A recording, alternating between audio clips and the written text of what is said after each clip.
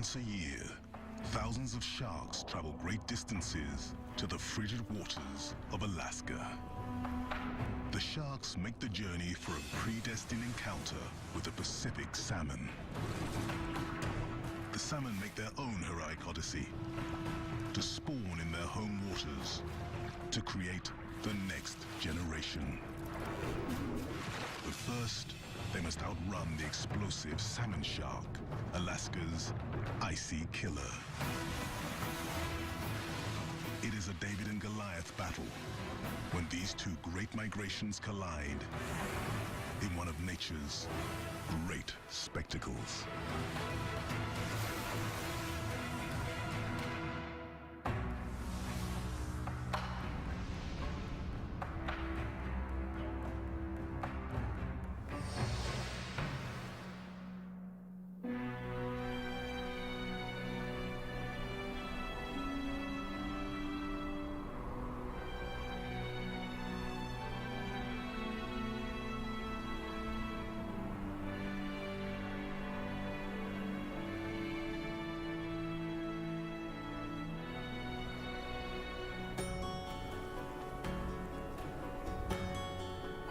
After a long, dark Alaskan winter, Prince William Sound welcomes spring.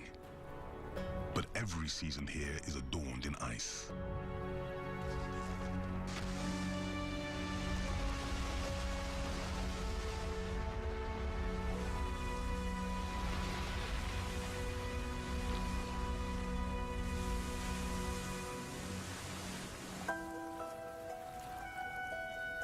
Even in May, the water temperatures barely nudge above freezing. Yet cold does not mean lifeless. An astonishing richness of life flourishes in these subarctic waters.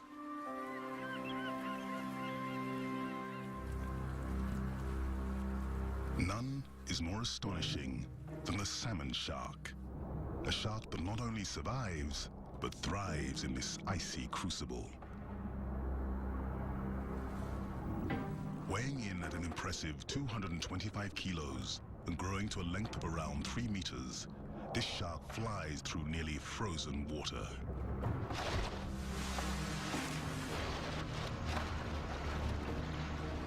But sharks in Alaska? One of the shark's favorite prey, Pacific salmon, lure the sharks to the sound.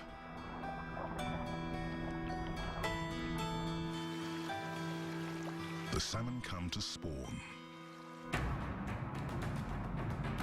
The sharks come to eat. Once a year, the salmon shark and the salmon collide in an epic struggle. One runs on hunger, the other on urgency. Nothing less than the survival of its kind. And this is their Arctic arena. As Prince William Sound sits on the northernmost shores of the Gulf of Alaska, the waters of the Sound are cold year-round. But in spring, they come alive.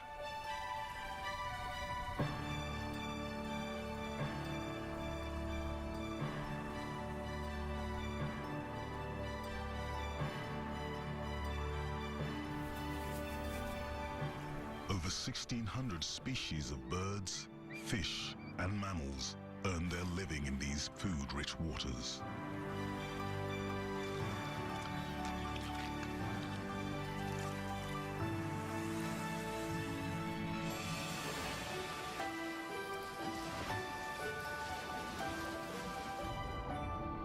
At the base of the food chain, microscopic plankton converts sunlight from the lengthening days of spring into a massive bloom of life, turning the water milky green.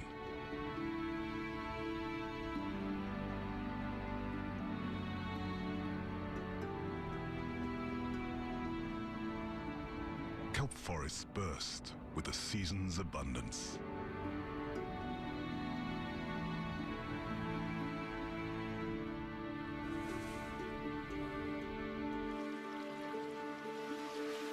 hungry animals answer the summons of these ample waters.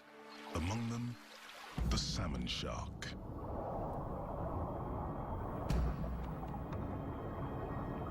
It's May, and this salmon shark is gradually making her way towards Alaska and the salmon that compel her journey there.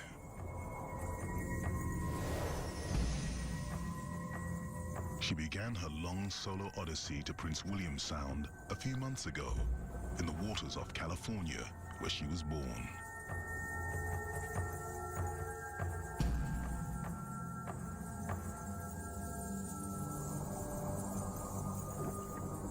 She's been on her own since birth.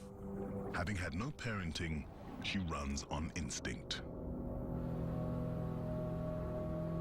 She's now 5 years old, and this is her first trip to Prince William Sound. It's a mystery how she will find her way.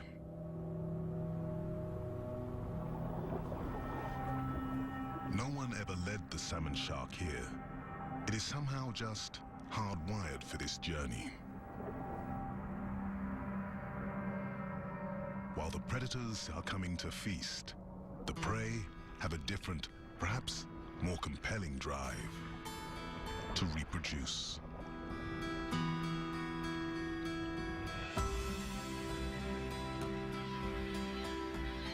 From the distant reaches of the open ocean, these salmon come to the only place where they can successfully mate. The waters of their birth, Prince William Sound.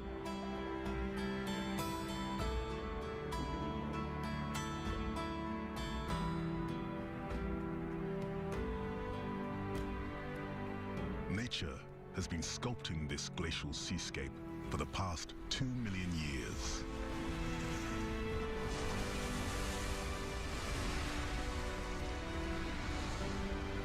With the coming and going of ice ages, glaciers have advanced and retreated, marking millennial time.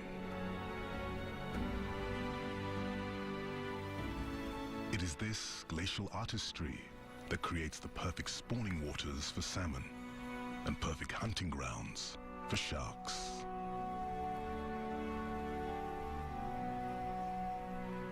Over time, ice sheets gouge out steep valleys that fill with seawater, creating fjords. Salmon must pass through these fjords to find their spawning grounds beyond them, in the Sound's 1,100 freshwater mountain streams.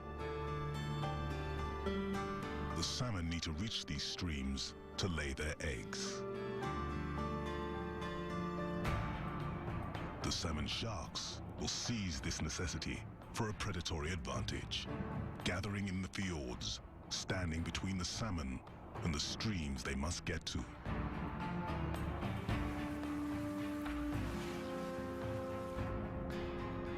The salmon seem doomed, but there are still enormous challenges for the shark. Hunting small, fast fish in ice-cold water requires special abilities. The salmon shark is the fastest predator here. Of the roughly 400 known sharks in the world, this is the only large, active shark equipped to ply these glacial waters. This shark will probably live to about 40 years old. She will journey to the Sound for her share of salmon every spring.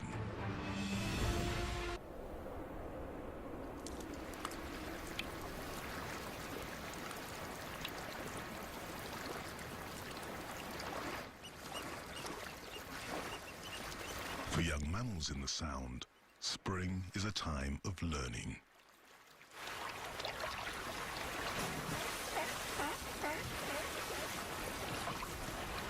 Mammals raise their young, giving them the enormous evolutionary advantage of being nurtured. Of protected mothers handing down their hard-earned lessons of survival. Neither sharks nor salmon have this edge. They are programmed rather than parented. Primal drive propels their journey to the Sound. They travel on an inevitable path, ever closer to their destination and each other.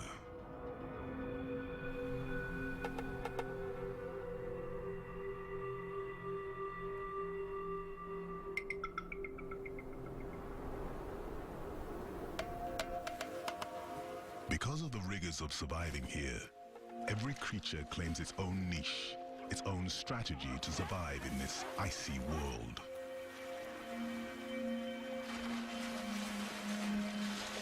But none is more keenly adapted to hunt these waters than the salmon shark. Even its more notorious cousin, the great white shark, rarely ventures into the icy waters that the salmon shark rules.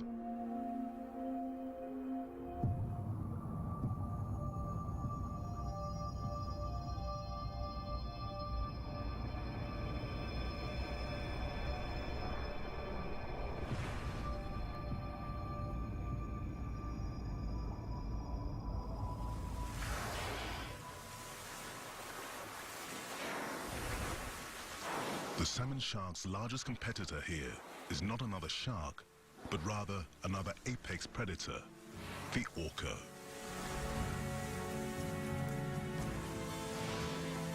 Orcas earn their nickname killer whales because they will attack whales, sea lions, and the occasional shark.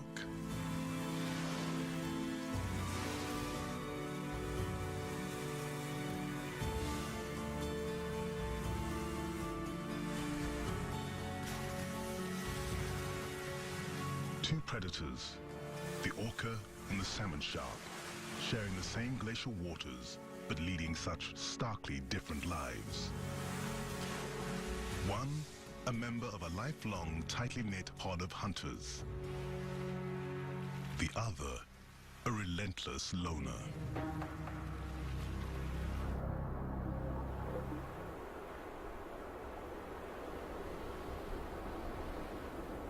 It's July. Thousands of solitary salmon sharks are now at the mouth of Prince William Sound. The sharks are here, just ahead of the salmon. Tens of millions of them are now closing in on Alaska's coastline.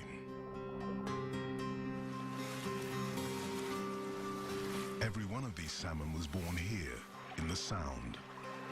And this will be their first and final homecoming.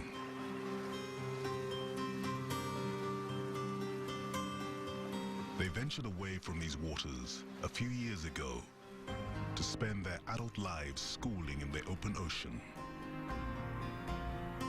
But they are pre-programmed to come home to spawn.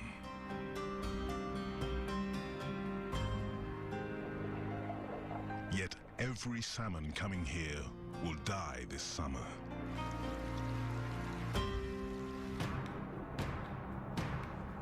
The only question is, which individuals will reach their spawning grounds and which will be caught in the powerful jaws of a great predator?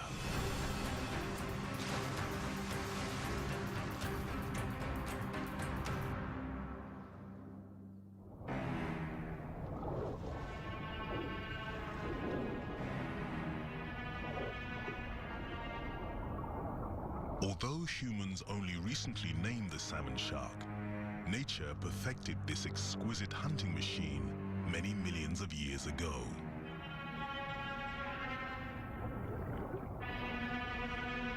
But how does it excel in seas too frigid for virtually every other shark?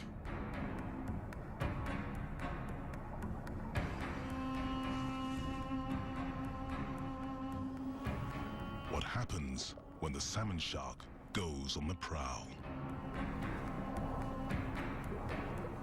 First, critical for hunting fast prey like salmon, the shark's body is streamlined, allowing her to cut through the water with minimal drag and maximum acceleration.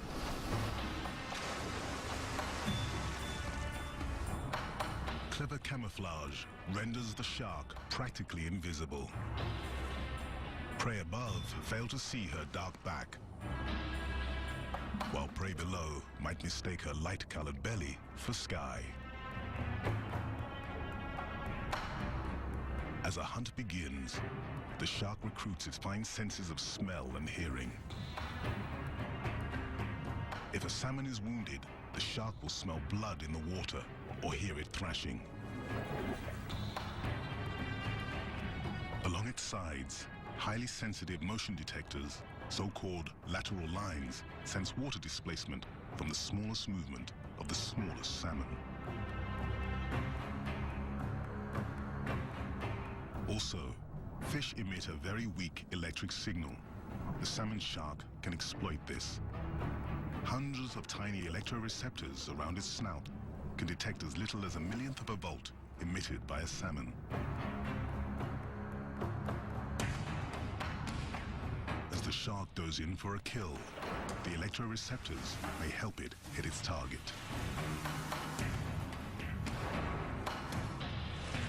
Even if the salmon gets a short reprieve, the salmon shark can reposition with incredible speed, thanks in part to highly flexible fins and a massively powerful tail.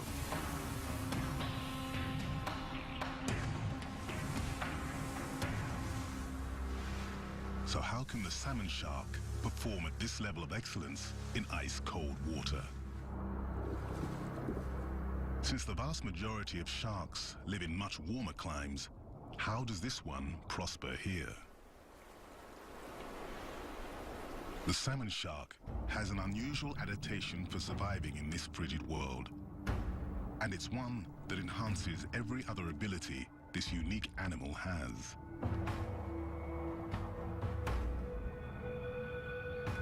Amazingly, this fish is warm-blooded. This is an enormous advantage for hunting swift prey in cold water. Warm blood enhances speed, muscle power, and endurance. Everything this predator needs. But how does it retain its body warmth while immersed in icy water?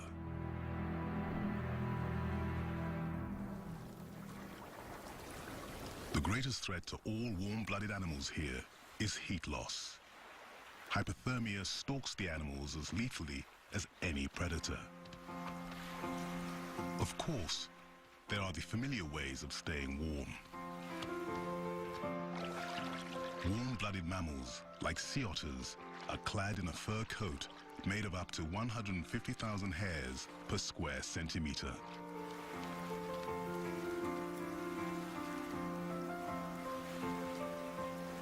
The otter must constantly groom this thick but easily matted fur to maintain its insulating properties.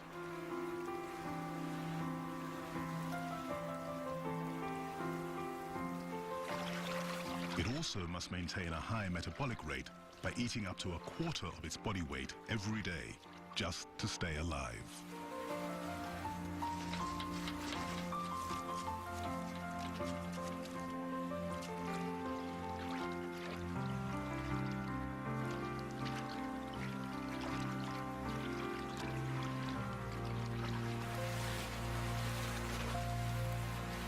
But despite fur coats and high metabolisms, as many as 3 out of 4 of these otter pups will not survive their first year.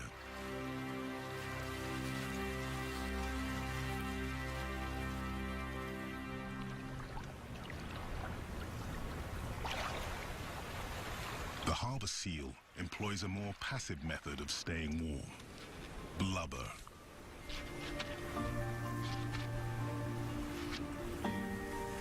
A harbor seal pup is born with quite a bit of this insulating fat. But the pup will only have a 24-day suckling period to build enough blubber to maintain its body heat.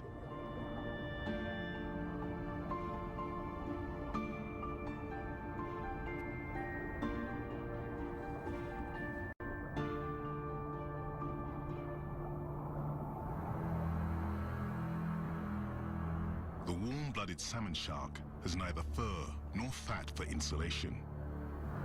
Yet it can raise its body temperature more than any fish in any water. The internal temperature of most fish is nearly identical to the surrounding water. But not the salmon sharks. Its circulatory system has an unusual mechanism to keep this shark warm in ice-cold water.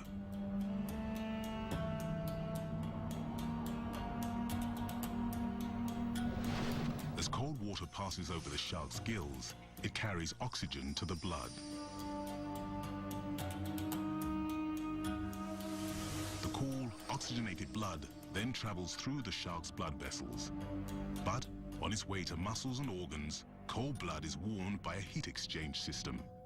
Adjacent veins, carrying warm blood from the shark's swimming muscles, transfer heat to cooler blood coming in from the gills.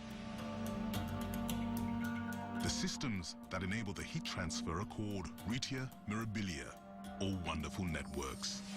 These allow the salmon shark to raise its body temperature as much as 20 degrees Celsius above the water temperature.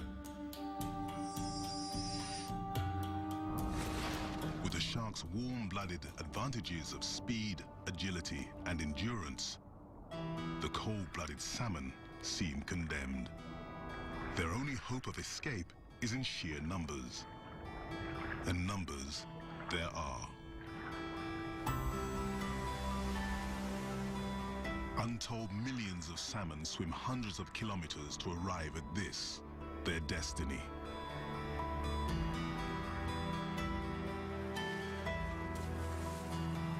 But however gallant the salmon's efforts, many will never reach their spawning grounds. The salmon sharks may eat as many as 1 out of every 4 of them.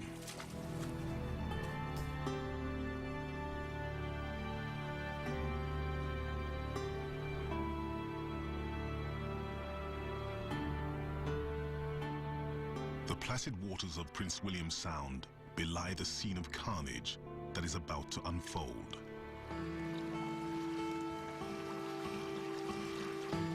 In the coming days and weeks of July and August, the salmon will finally come face to face with the infinitely hungry salmon sharks. As they near their home waters, the salmon literally leap in the air as if preparing to flee a dangerous predator. But no one knows why the salmon spend precious energy doing this.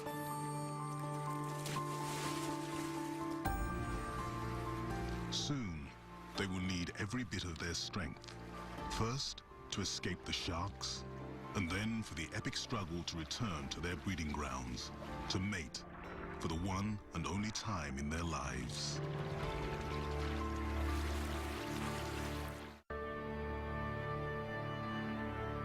Glaciers of the ice ages carved the steep walls and U-shaped valleys that define the fjords. But the salmon cannot spawn in saltwater fjords.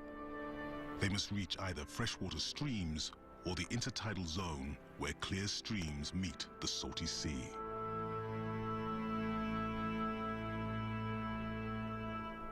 The salmon must cross the shark-infested fjords to reach their spawning grounds.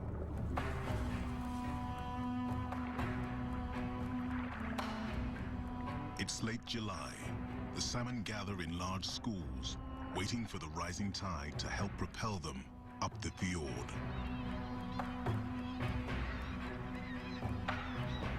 But laying in wait are the salmon sharks. This is the moment they have journeyed thousands of kilometers for. This is the moment they were literally born for. Some of the fish cling to the walls of the fjords, trying to outflank the sharks. But instead of offering safe passage, the rocks may doom them.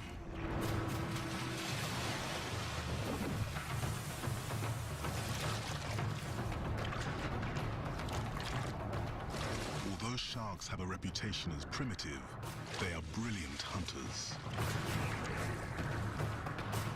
They push the salmon against the fjord wall and then drive them towards the surface, cutting off 2 avenues of escape at the same time.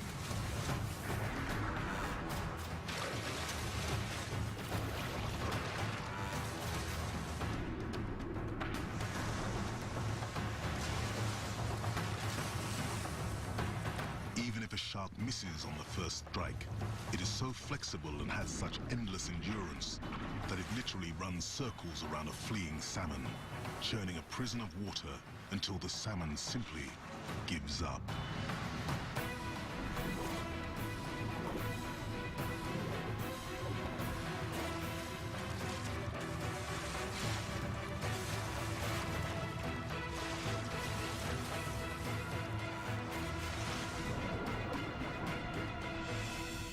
These sharks have excellent eyesight. Scientists studying them believe that the way their eyes are positioned far forward on their faces, that salmon sharks have particularly sharp binocular vision. This is an enormous advantage for closing in on small, fast salmon.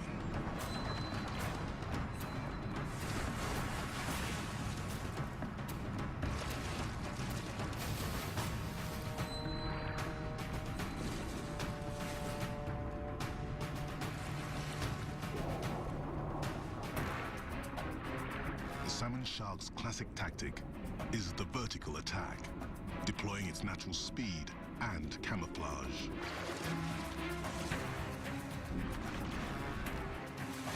Once its pursuit begins, the shark is relentless.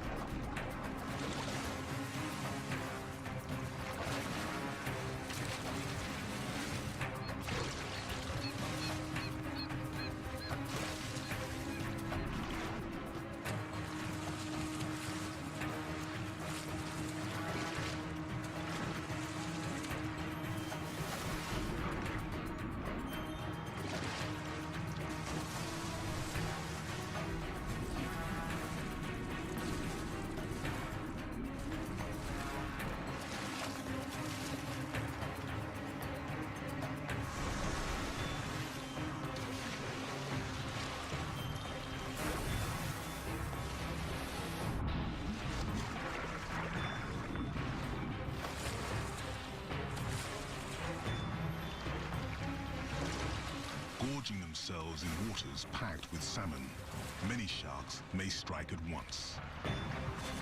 But this is more than bloodlust on the part of the sharks. As they devour protein and fat-rich calories, they're storing energy for reproduction, migration, and leaner days.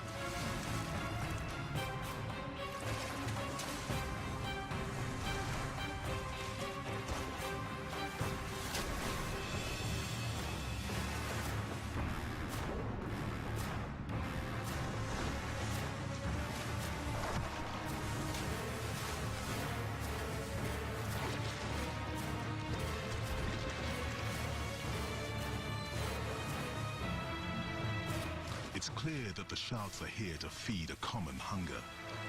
But in the midst of their feeding frenzy, are they competitors or collaborators?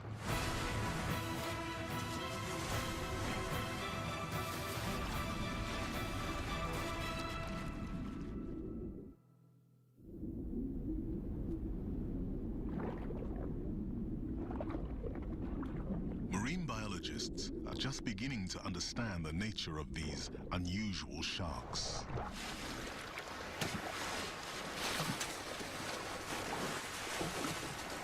When they converge in a skilled attack, it can look like a coordinated hunt, an organized ambush. But is it?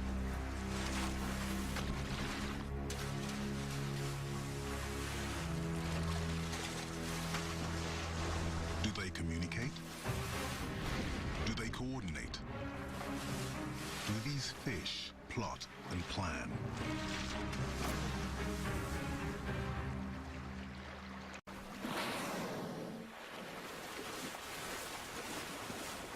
Other denizens of these waters are renowned collaborators. Behemoths who use sophisticated communication skills to hunt as a group.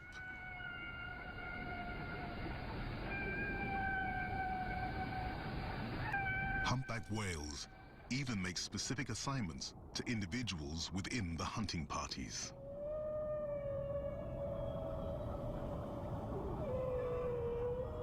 Unlike the shark's hunting skills, these are not instinctive abilities, they are learned.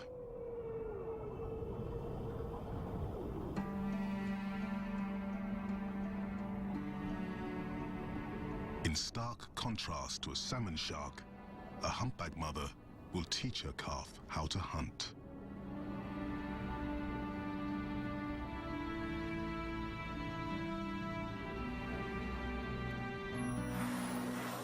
As the calf grows and learns, it may participate in a spectacular humpback group hunting ritual, an awesome feat called bubble net feeding.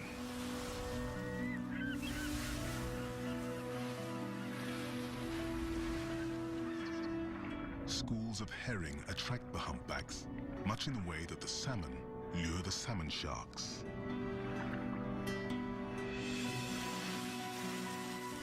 The humpbacks dive under the fish, herding them into a tight ball.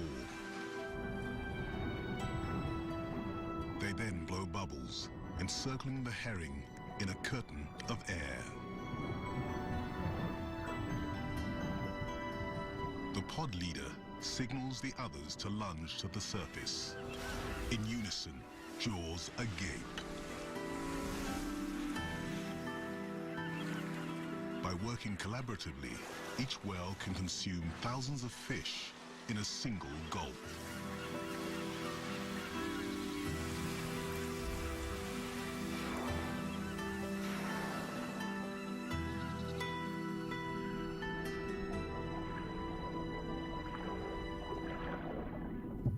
Salmon sharks also hunt with each other, but in their case, proximity does not mean cooperation.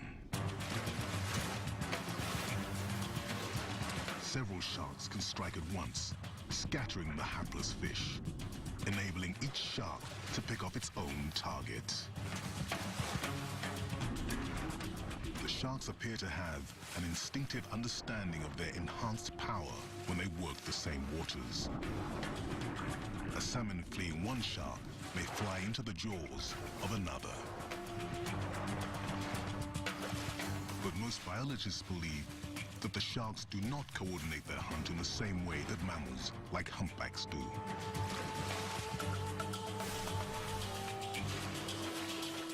The shark's evolutionary path started long before mammals roamed the earth, and their ancient design is one of evolution's greatest successes. They predate the earliest known dinosaur by more than 200 million years. Yet the shark endures as one of nature's oldest predators.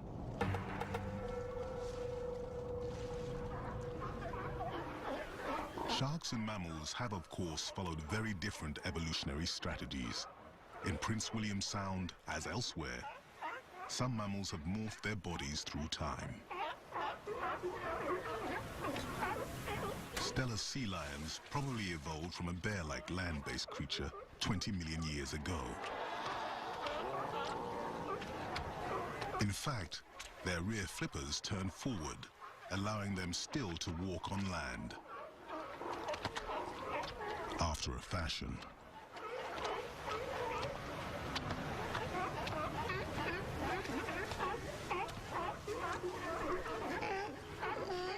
Unlike their fellow predator, the salmon shark, sea lions are territorial.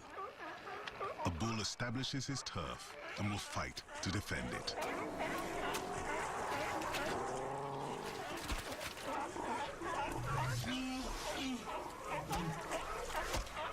The bulls do not eat during mating season, so size does matter.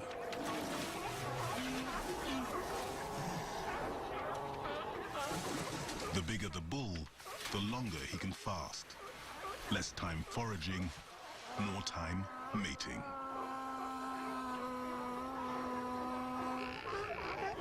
The gregarious bull's personal success, and that of his endangered species, depends on maximizing mating opportunities.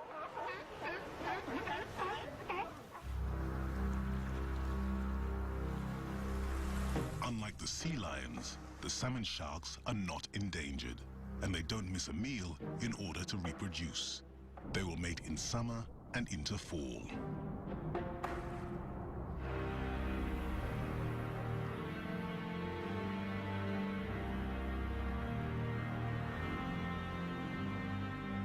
By August, the chilly breath of winter is already sweeping across Prince William Sound.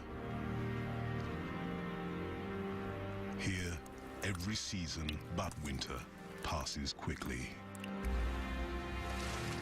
Despite even icier water, this shark will perform with warm-blooded excellence and tireless efficiency.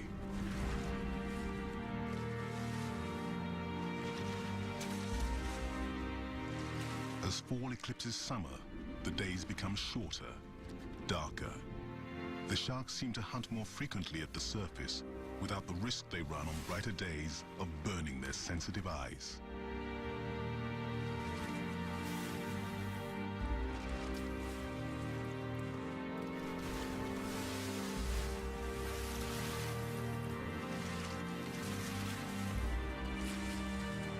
As the annual feast continues, a shark's increased weight adds challenge to its normally athletic leaps. While this seemingly ruthless predation appears to threaten the salmon species, the ravenous shark is actually improving the health of the salmon population. By thinning out the less robust fish, it's allowing stronger genes to be passed on at spawning. So despite their hearty appetites, the sharks are good for the salmon species.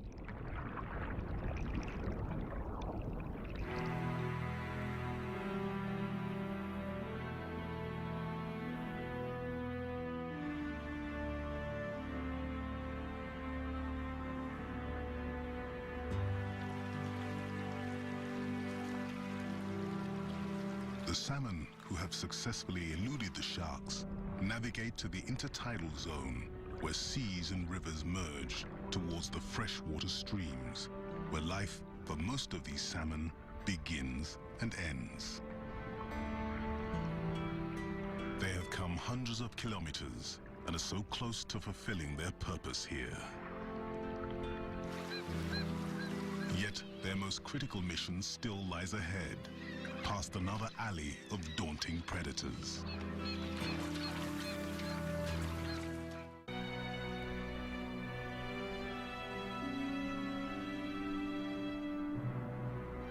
August in Prince William Sound.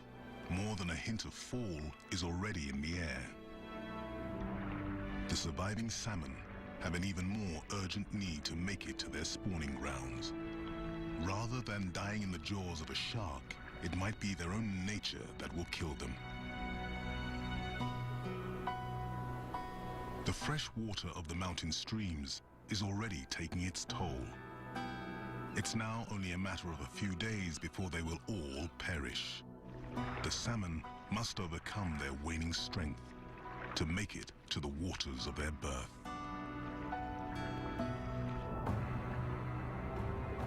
But even as the salmon leave the saltwater domain of the salmon sharks, they are still in danger.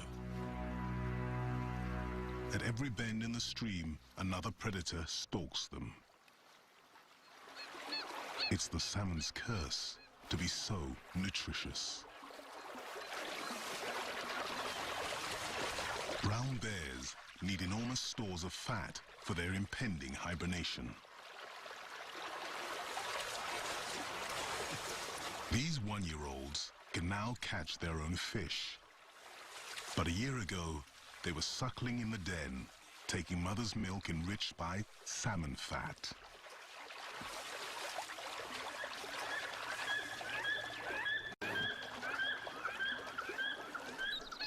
Eaglets eating salmon add about half a kilo to their body weight every few days. While other black bears are devouring hundreds of salmon, this bear is focused on only one fish he caught before she could release her eggs, which by now weigh about half a kilo.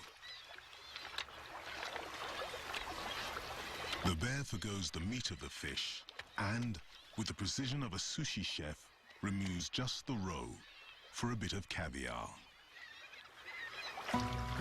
Fortunately for the salmon species, others will make it further.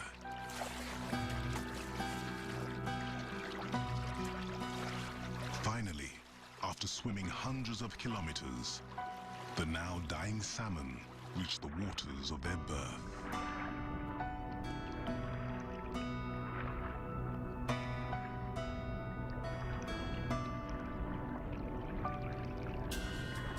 Jockeying for position, they struggle to spawn.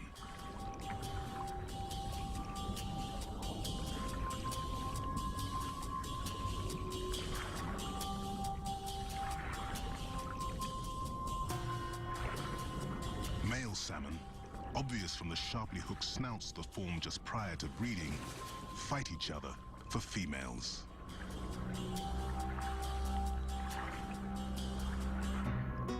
Females vie for the best spots to deposit their eggs. With a wave of her tail, the female salmon makes a gravel nest for her eggs and releases them. The male then fertilizes their potential offspring.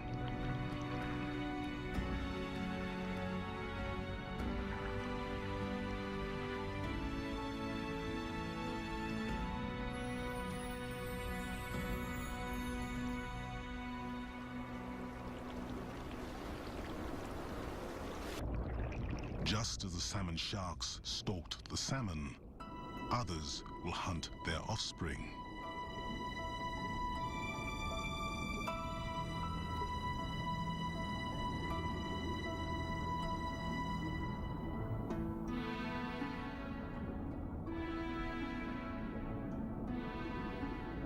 A giant lion's mane jellyfish joins a troop of moon jellies.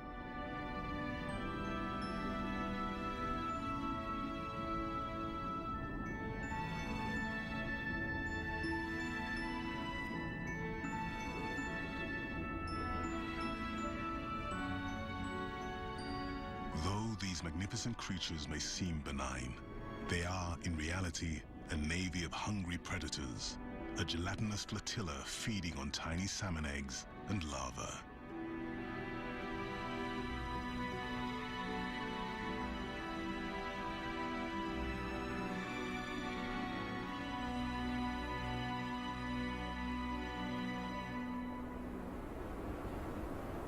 While some salmon have already spawned and died, others are still making their way to their spawning grounds. Each river has its own timing, allowing fish access to their home waters without competition from other salmon trying to get to theirs. Nature cleverly staggers the salmon's schedule, accommodating the salmon shark's infinite appetite.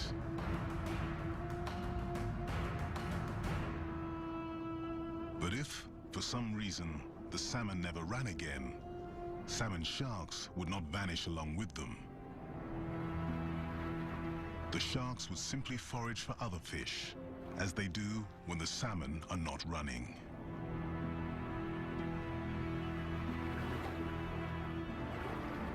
There is a reason that sharks have survived for over 400 million years.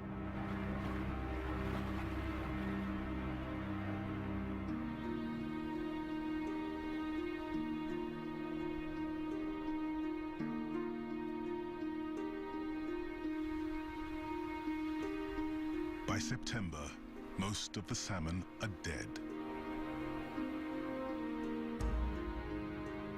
As the salmon disappear, many of the sharks leave the sound, making their way to warmer waters where some will give birth to the next generation of salmon sharks.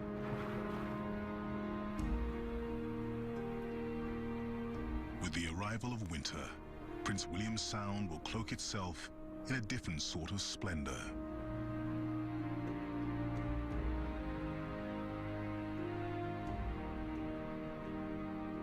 No matter the season, there is magic in this icy cauldron of life. Wizardry that commands creatures from thousands of kilometers away to come here.